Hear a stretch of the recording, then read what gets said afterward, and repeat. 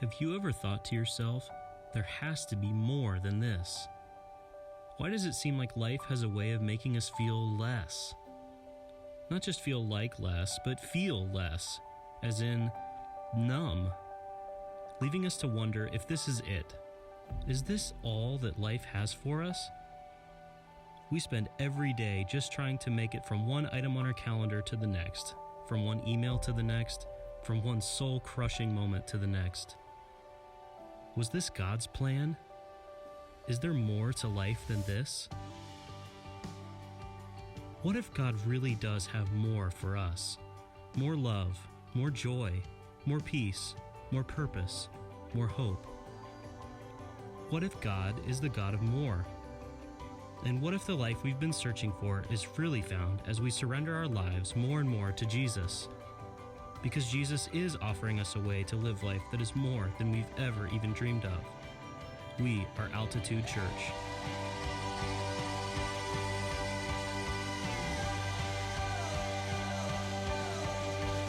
We are here to help you become more like Jesus. So, what are you becoming?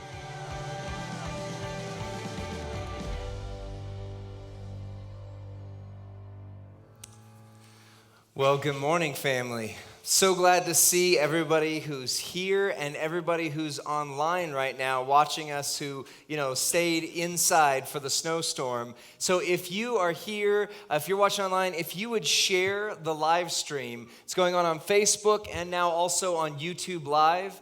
And if you subscribe to YouTube, that helps out a bunch of things too to just get this message out into the community. But this morning, as you may have noticed, we're starting a new series entitled The Absolute Joy of Being Unoffendable. And I don't know how to do a series about offending people without offending people. So I want to give a content warning right up front, right? You might not want to share the live stream until after we're done, just in case. And then you might want to share it like everywhere, or, you might be really mad at me. Either way, I just want you to know that as we go through this, not just this message, but this whole series, I want to ask you to hold your thoughts until we've kind of talked through the big picture of everything. You see, in our culture, we've changed a few things in the last few years, haven't we?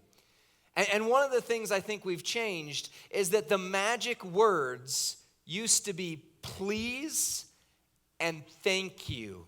Like if you were on the playground and you wanted something, or if you're going to mom and dad, you went to them and said, please may I have and thank you. But the magic words have changed in society. The magic words are now, I'm offended. That is like the way. It's the get out of jail free card. It's, whatever. And so I want to share a story of how I've misused those words. And have you ever done something that your spouse was standing near you and they went, stop it? And anybody's got one of those? Well, okay, I've done one of those. So for me, it all comes down to cell phone plans. Stay with me for a moment. Cell phone plans. You see, 6 or 7 years ago, when we were going in to get our new phones, I would say, here is my current iPhone. I want the new iPhone, please. And they were all really good with that. But then the cell phone companies started getting a lot bigger kickbacks from Android. And so I would go in and say, here's my iPhone. I want a new iPhone. And they'd say, you're an idiot. iPhones are for losers. You want the Android. And I would tell them, no, I don't. And we would go round and round for like half an hour. And then I would end up with my iPhone. But then a couple of years ago, it got even worse. Because somehow the cell phone companies bought the cable companies. And this ancient dinosaur of an industry called cable television suddenly became a part of my cell phone plan. And I would go in, I'd say, I want a new phone. And it wasn't Apple or Android anymore. It was like, great, which cable plan do you want? I don't want cable. Well, what do you watch television on? Netflix, like a normal human being. And they'd say, I'm sorry, you have to have cable. And I would say, I don't want cable. And so we'd go round and round, and eventually I would not have cable. And it was a frustrating enterprise. Can I say that? but I figured out the secret. I would go in. Hi, how are you? I'm whoever, Dave. Welcome to your cell phone provider. I'd say, hi, Dave. Before we begin, I just want you to know, if I hear the words Android, cable, or satellite television, I will be personally offended. And my wife standing next to me, she goes, you're a pastor. Stop it. Do you know how embarrassed I am right now? But it worked. They don't know how to respond to that. They just go, so which phone do you want then? That one? Okay, let's just get the crazy guy out of my store, right? So the new magic words have changed. But I still feel this tension in society. I think we see it in every conversation, don't we?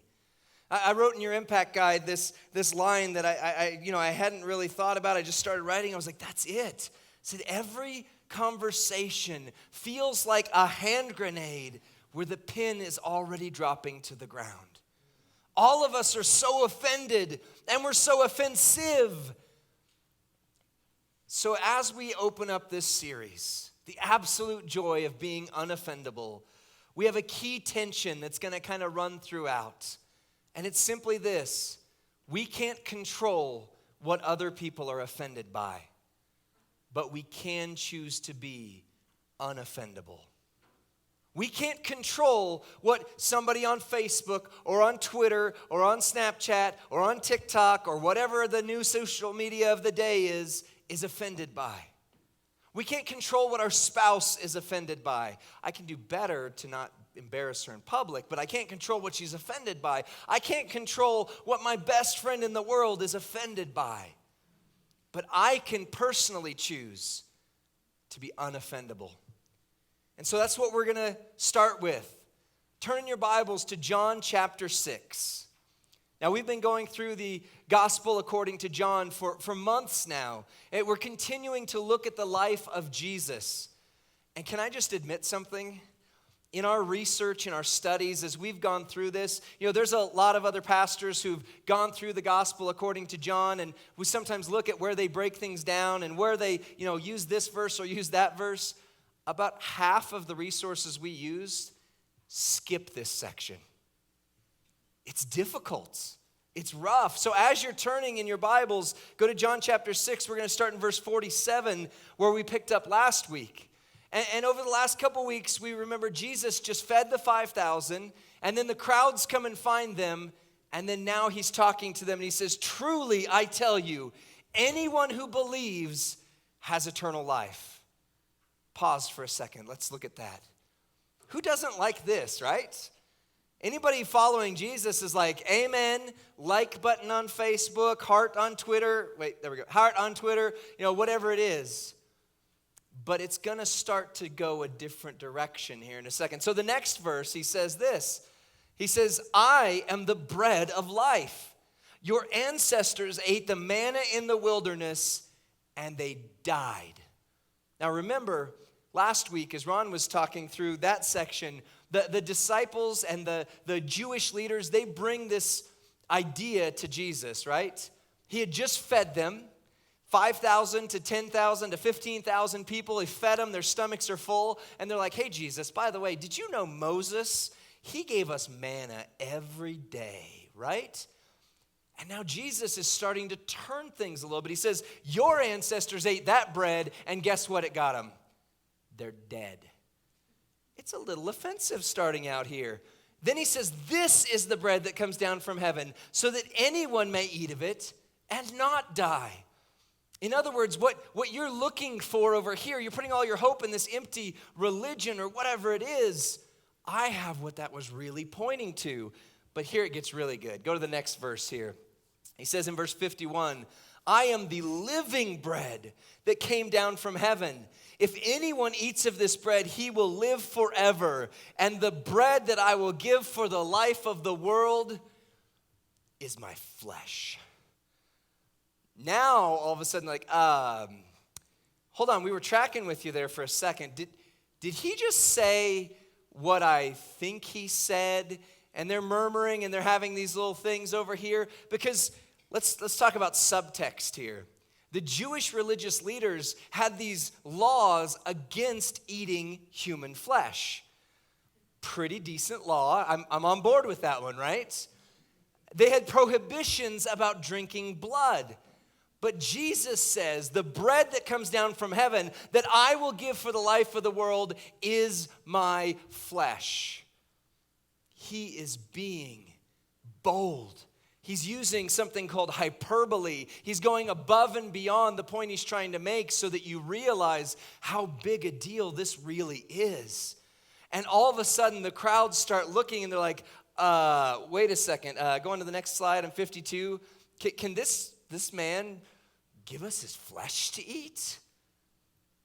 I read one scholar who said, Jesus gave one of the greatest church services ever, had 15,000 people in attendance, and then the next day in one sermon, he drove everyone away. Right? He offended people. How can this man give us our flesh to eat? These people were there, as we talked about before, for the gift, not the giver. They wanted manna. They wanted their tummies to stop rumbling, and Jesus is trying to point them to something deeper. But they won't get the point. They just keep going back to bread. Like, Jesus, it's cool that you're talking about all this other life stuff, but can we just have some food, please? It's not like they were starving, They just wanted to be fed. They wanted the gift, not the giver. And so Jesus says, all right, if you're going to hear this, I'm going to have to say it a little bit louder. And he said some things that had the potential to offend some people. And Jesus said them on purpose. So I have some offendable thoughts for you this morning. This isn't the points that I'm making. These are just some thoughts as I'm rambling. But first and foremost, sometimes we need to be offended. If you're not offended, you don't believe in anything. If you're not offended, you're not ready to take a stand for something. Sometimes when we're offended, it makes us understand what we truly are all about. This crowd is offended. Jesus is pointing out to them what is truly on their hearts and minds. And the second thing, which again is kind of part of this key tension, the question that we have to wrestle with is not, will we be offended? But how will we handle the offense? Because I guarantee you, in the outraged society that we live in, something offensive will be said right there, and right there, and right there. Don't be on Twitter while we're in here, but I guarantee if you go on there, there's something. So not will we be offended, but how will we handle the offense? And so if you can believe this, last Sunday as I was thinking about this message, and throughout the week as I prepared, I tried getting on social media to find anything offensive. I tried watching the news. I tried all of the regular places. I even tried to pick a fight in person. Nobody was offended about anything this last week. Do you believe that? There was nothing to be upset about politically. There was nothing to be upset about, in terms of how we interact with one another. I don't care what side of what fence you stand on, everybody got offended this week. Now, there was a very offensive thing that happened just last Sunday.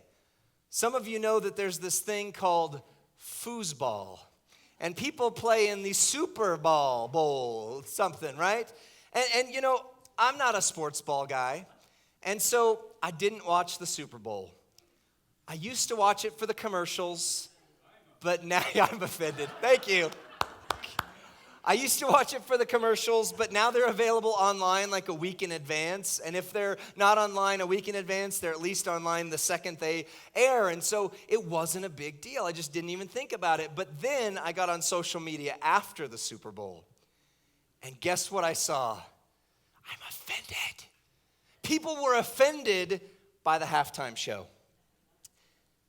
They were offended that there were these two singers. Some called them more aged singers, which offended some other people who were playing, and then they were doing some things. And again, I didn't watch it, but one of my friends I was talking to this week said his kids were watching it with him, and they just turned around and said, "Daddy, why are there so many butts on TV right now? What is going on?" But here's what really got me. Because people were offended by the Super Bowl halftime show, but then it went another direction. And I started seeing, I covered their faces. Go to the next slide. I covered their faces, but these are actual friends of mine on Facebook. And so I started seeing people who were offended that people were offended at the halftime show. And you can't read it from here, but that's okay. You can see like this wall of words, angry, how dare you, you're shaming women, and we should be able to show our bodies. And I had one of my buddies, he's like, "Hello, I watch professional wrestling. Men dance around in their underwear every Monday night, you'll be okay." So people are offended. People are offended that people are offended, but wait, there's more. Because then I started seeing, go to the next slide, people were offended that people were offended, that people were offended. It was like this Inception level thing where the offenses just kept going deeper and deeper, and you had this side. It's like a ping pong match, right? Like, pa-ping, pa-ping. You don't know where it's going to land or who's going to score a point, but everybody's mad at everybody else, and it's over a Super Bowl game halftime show. That's where we are as a society, right? We're offended. We're offended that you're offended. And I'm offended that you're offended that she's offended. Everybody's offended. But as you can understand, Jesus kind of went a different way with things. Jesus offended when it mattered. He spoke truth even if it offended people. But Jesus was also different. Like when people tried to trap him into one position or another, should we give taxes to Caesar? He didn't land on the yay government or no dumb government side of things. He went this third alternate way that was unexpected. When people, brought to him this woman who's caught in adultery, he didn't land on this, hey, she's a sinner, everybody grab a rock, let's go. And he also didn't land on this side over here. It was like, it doesn't matter, guys. God will get over it. He went this unexpected third direction. And I think Jesus is calling us to go an unexpected and different direction in this offense war that we have going on in society. And so I'm going to put a verse on screen here. Look at Proverbs 19:11. I called this the ancient tool that has the ability to save your modern day relationships. This ancient tool in Proverbs that Jesus would have known. He would have had it memorized. The disciples would have memorized it. But can we actually live it? It says this, a person's insight gives him patience, and it is his virtue to overlook an offense. A person's insight gives them patience. I call that having a softer heart. We're going to talk about that in 2 weeks. But his virtue allows him to overlook an offense. I call that having a thicker skin. So this ancient practice that we're going to be unpacking over the next few weeks is having a thicker skin and a softer heart. If you have your impact guide, we're going to draw a little bit here. So turn to page 12, your sermon notes. Or if you have don't have the impact guide, you've got a bulletin there. You've got some blank space. And we're going to do a little drawing here for a moment because this is going to help us to bring this home, right? So what I want you to do is draw a square and then put a plus sign or a cross in the middle of it. So it creates these 4 distinct boxes. We call these quadrants in some of the sociological study stuff they do. And on this side of it, you're going to write thin and thick. That's your skin. Thin-skinned, thick-skinned. And on the top, you're going to write hard and soft, and that's the condition of your heart. So let's look at how we can react as a society to whatever offends us. The first quadrant is hard-hearted and thin-skinned. Nobody knows anybody like this, right? Nobody on social media. Nobody posts the angry face on Facebook to everything somebody else does, right? Nobody comes on and writes these incendiary remarks to anything. I call this person the rager. If you are hard-hearted and thin-skinned, you're on rage about everything. Everything offends you, and you're ready to explode. Some people might call these trolls online or whatever. You know, it's a response, not a person, though. It's a response of rage. And then you have soft-hearted person who's also thin-skinned. And so the heart is going in the right direction, but the skin is really thin. And so everything gets through the skin and pierces the heart. Everything makes it through our skin and wounds us. I call this the martyr response. The martyr response. Your heart is pure, but everything hurts. You don't hear a lot from this person on social media because the rager attacks them and they're like, I'm out, I'm done, right? Then there's hard-hearted and thick-skinned. I am a card-carrying member of this category, although I'm trying to move myself over. I call this the tank. Because your skin, it's like Superman, it's steel, right? Whatever comes at you, it just bounces off. It's not getting through. But the heart condition is also hard. And so while your skin is tough, your heart's like leather. You're not offended by a whole lot, but nothing stirs your heart either. You're not moving towards anything. You're a tank. You're sitting there going, I'm good. Nothing's getting to me. So if those are the usual responses to offense, what is it that Jesus is calling us to? Proverbs 19:11 is this: softer heart, thicker skin. Softer heart, but thicker skin. I call this being unoffendable. It's not a word. Every time I put it on screen or in my notes, Microsoft underlines it and is like, hey, stop using this. It's not a real word. But it's going to be a word for us, right? It's unoffendable. A softer heart means that you are moved by things. You are moved by people. You try to understand where someone's coming from before you jump on the angry face button on Facebook. But thicker skin means that when somebody says something, rather than taking personal offense and attacking and fighting back and playing ping pong, you say, you know what? Hey, that rolls off. And when you're softer hearted and you're understanding where people are coming from and maybe some of the reasons why they are being so angry or they are being so mean, but you also don't take personal offense to it, that's that Jesus path. That's where things start to roll off and you start to feel better about yourself and more loving towards the person. So in this text, as I said, Jesus lost an entire crowd with one sermon because that crowd was somewhere in here. That crowd was upset that Jesus would say what he said. And we don't really get that.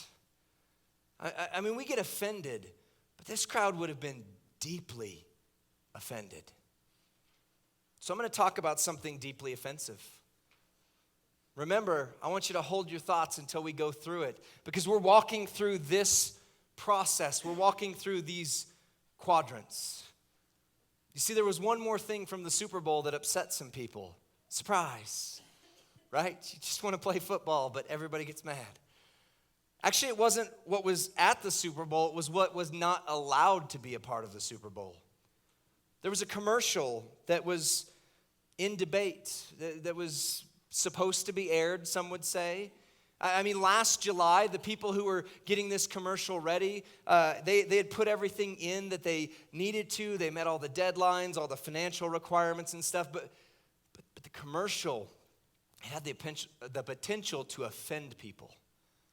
And so from what I can understand from the account, Fox kind of didn't say no, didn't say yes. They just kept saying, this is under review, this is under review. And then the schedule filled up, and again, didn't say no, didn't say yes. They just said, oh, you know what? We don't have room for this commercial. Sorry about that, guys. Try again next year. The commercial is called Faces of Choice. It shows people, adults, children, who survived abortion attempts. It showed people who were weeping and were emotional and were sharing their story. It's offensive. So offensive that Fox didn't want to air it. And yet, this topic is going around in Colorado right now. In fact, I've heard more about this topic in the last couple weeks than I had for months and months and years even combined, because there's some action that's being taken. Some groups are trying to get where late-term abortion is going to be on a ballot through a petition, gathering signatures and helping people to say, we stand against late-term abortion. And yet, as people hear that, they hear Jesus people talking about this, where do their minds go? They go to the people who have thrown plastic babies at abortion clinics, or thrown blood onto people as they walked by and yelled and screamed at them. That's not the Jesus response. That's the rage response. Or you hear people who, are wounded, so hurt, but everything is so personally charged that they don't know how to lead someone towards truth. They just are angry and broken. And then you've got the tanks who just say, whatever, doesn't affect me, I'm good, right? So what would Jesus' response be to an offensive topic like that? Jesus stands for the unborn. It says in the Psalms that he knit us together in our mother's womb, that he knows the days that have numbered for us before we've even lived one. And some people are going, hooray, and others are going, how dare. But here's the thing, Jesus stands for the woman who feels like she's trapped, feels like she doesn't have an option, feels like she doesn't know where to go, feels like whatever has happened to her or is happening in her, it was something that was either forced on her or something that is forcing her. And some would look and say, oh, how dare you, we cast you aside. Jesus stands with her too. Jesus stands with the woman who's had an abortion.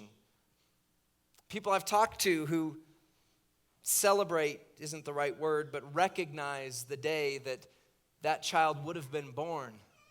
And every year feels like another wound to the heart. But they made the decision they felt that they needed to make for whatever reason the circumstances were about. And these are people who are hurting, who don't know where to go and aren't going to turn to the church because our response has mostly been, how dare you, you stupid sinner. Right? Jesus also stands with the born. Children in our city right now who don't have enough food to eat. As we talked to the school that was over closer by Sloan's, the same one that we did our blessing for, Colfax Elementary, I was told in no uncertain terms that there are certain children that on snow days don't eat. They get food when they come to school, and that's it. Jesus stands for people. And see, when we get offended, all we want to talk about is what we're against. All we want to talk about is who the enemy is. Not realizing that Jesus is for us as human beings. He is for the person who is struggling. He is for the person who feels abandoned. He is for the elderly who feel like they have no one left. He is for us. I want to share with you that we have some resources that are going to be available in the gathering room. Not the lobby. The lobby is this first little entry place right here. The gathering room is down the hallway in there. Denya is going to be there, and she works with a company that has resources. If you want to know more about this petition, you can talk to her. If you want to know more about resources for mothers who are struggling with this decision, or you know somebody who doesn't feel they can go to their parents or doesn't feel like they can go to their friends, we have resources available through that. If you know somebody who has had an abortion or who's going through a struggle with that and needs aftercare, there are resources. If you know somebody whose kids aren't going to eat if they don't go to school, there are resources for that. You see, on this topic of being offended, when we get offended, we often turn to either inaction or improper action, don't we? We get mad at people, we get mad at positions, and we forget that, but for the grace of God, there go I. I told you it was going to be offensive, right? Some of you stopped nodding a little while ago, and that's okay. But if we're going to be unoffendable, we need to be willing to have conversations with real people that God really loves, who are really going through hurt and pain, that might really say something that irks us, and say, you know what, I'm going to let that slide off because I see with my heart that you are hurting, that you need Jesus, that you need care, and I will be there for you. Because the other thing being offended does is it allows us to wash our hands, doesn't it? I'm offended, I'm walking away. It's easier. I'm going to say some offensive things. It's easier to be offended because it doesn't require as much from us. But when we allow that offense to roll off and see the person behind it, it might cause us to go to someone who deeply hurt us and say, you know what? I don't know what you were going through there, but when you're done yelling at me, I'm still going to be there for you. I don't know what you're dealing with, but I forgive you for that. I don't know if you need that, but I feel like I need to say it. Because when we are unoffendable, it causes us to dig in and to see people, not see positions. To see people and see their hearts, not see the weight of their sin. Because the reality is, if we're judging people by the weight of our sin, the things that break us, well, Jesus said, he who is without sin cast the first stones. Not saying we can't stand for truth. We should. We should stand for the unborn. We should stand for the woman who's had an abortion. We should stand for the born that need help. We should stand for truth. But the way we do it is by having thicker skin and a softer heart. Turn back to John chapter 6. Look at the response that Jesus' people give. Go on to the next slide. It says, therefore, when many of his disciples, circle that word, heard this, they said, this teaching is hard. Who can accept this? And Jesus, knowing in himself that his disciples were complaining about this, asked them, does this offend you? That was unplanned, but good timing. Can we cut that out, though? Does this... That was the best thing that could have happened right there. I'm just saying, like, woo, cut the tension with a knife. So in this section... Apparently we're picking up radio stations now. Awesome. In this section of my Bible, this is called Many Disciples Abandoned Jesus. So even Jesus lost people over standing for truth with a tender heart and a thick skin. Think about what it means to be Jesus. I know it's a weird statement. We often talk about the Last Supper. We're heading towards Easter. 9 weeks away, we're going to talk about Jesus going to the cross. But think about that night before. Jesus sat down and had dinner with two men who betrayed him. One of them, Judas, was betraying him to his death. And he sat and had dinner with him, knowing what Judas was doing. The second one, Peter, was about to betray him on a little bit lesser level, but to the same degree, like when Peter said, you know, I don't know this man. Like, aren't you with the Galilean? And he cusses at them, like, I don't know this man. Like, that's a pretty harsh betrayal, too.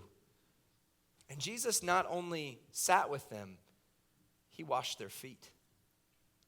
He bowed down, humbled himself before them, brought their stinky, filthy foot up This isn't like modern day feet where you might have a little toe jam and fungus. This was, I walk on dirt roads that animals relieve themselves on, and we don't really have the best shoe technology at the time kind of things.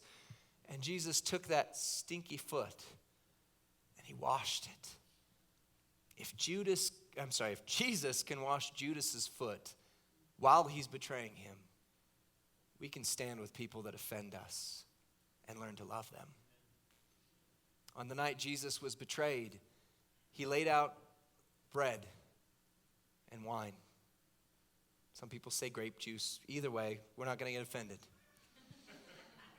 He laid out these elements and he said, "This is my body." Right back to this same text. This is my body. It's the bread of life, and it is broken for you. As often as you do this, do it in remembrance of me. And then he took a cup. He said, "This is the blood of the new covenant for you." 10 disciples who weren't doing anything too terrible at the moment took that. And 2 that were about to fall on their face pretty hard did too. As we take communion, communion comes from 2 words that means common union. It means what we have together. And it comes from a Greek word eucharisto, meaning I give thanks. So when we take communion, as we pass out these elements, it is giving thanks for what brings us together instead of what divides us apart. Our service hosts are going to come forward and they're going to give you the communion elements. I would ask that you hold those for just a moment. If you are not a part of our church and you're not sure if you can take these, as long as you're checking out Jesus, you got a relationship with him, then you're part of this. But I want you to hold those elements, and here's what I want you to do. I want you to think about someone who's offended you, someone you stand against vehemently. It could be a person who's right here in your family. It could be a person that's on the news media. It could be a person that's you haven't talked to or thought about in a long time. But I want you to remember as we hold these elements that this is what brings us together, not what divides us apart. Would you pray with me? Jesus, as we talk about your love, as we talk about what it means to come together, as we talk about what it means to be offended in a healthy way, would you draw our hearts together? God, positions, politics, they divide us. They get us to stand on opposite sides of a fence and throw things at each other. Let it not be about our positions right now, but our position before you. That each and every one of us are sinners who are in need of your grace daily. That we are people who have broken your beautiful relationship with us because we wanted to go our own way. And yet, you bowed before us. And you didn't just wash our feet. You told Peter, if I'm going to wash you, I'm going to wash all of you. This living bread, this living water, may it pour deeply into our souls. Jesus, as we hold these elements, would you bring to mind somebody that has offended us? And maybe it won't happen instantly, but help us to have a softer heart towards that person. Help us to look past their position to see them. Help us to look past the words that they've said and let them roll off of us. Let us not hold on to them anymore. Let us pin them to your cross. And let us be reconciled. First to you and then to each other. Jesus, as we continue this series, as we continue to talk about thicker skin, softer heart, and as we continue to be offended or offensive, would you teach us that third way that cuts through both to being unoffendable? Lord, it's in your holy and powerful name we pray. Amen. Please hold your elements for a moment as we continue in reflection.